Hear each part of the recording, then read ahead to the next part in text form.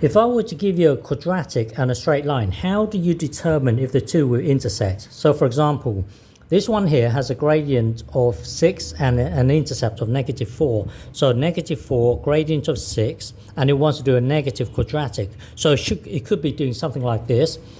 Our straight line here would be 10, and it's going downhill. So our straight line, not to scale, our straight line could be doing this. In which case that's one solution. Or our quadratic could be like this. In which case there is no intersection because the two don't intersect. The straight line does not intersect with our quadratic. Or our quadratic could look something like this. In which case there are 2 points of intersection. So how do you determine if it's one intersection, if there's no intersection, or if there's there are 2 points of intersection? So how do you determine this? So to do this, you assume that the two will intersect. So set this to be the same as the straight line. So assume the two will intersect, and if they don't intersect, something weird happens. You see what I mean later. So set the two to be the same as each other. Set this to be the same as the straight line, equals 10 minus 2x.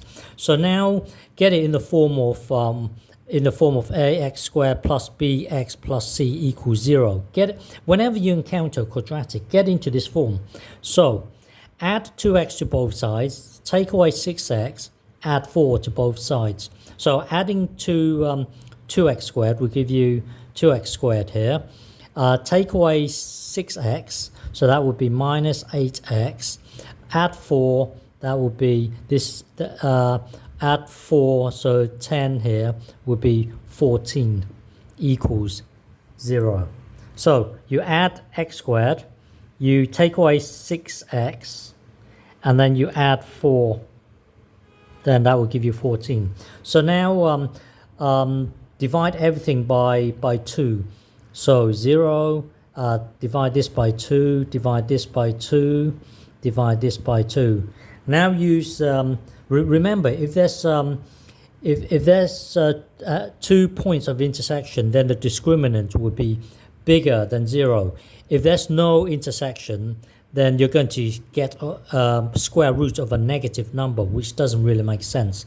If there's 1 point of intersection, then the discriminant will be equals to 0. I'm expecting you to know this by now. So it's just a matter of us working out the discriminant. So this is B here. This is A is 1, and C is 7.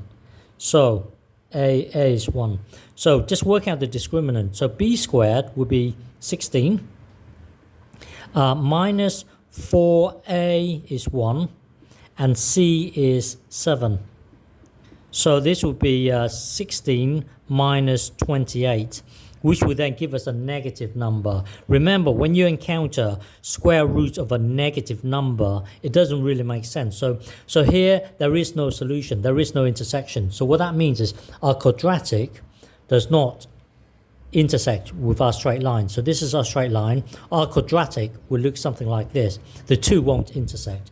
Just by looking at this discriminant, you can tell. Okay.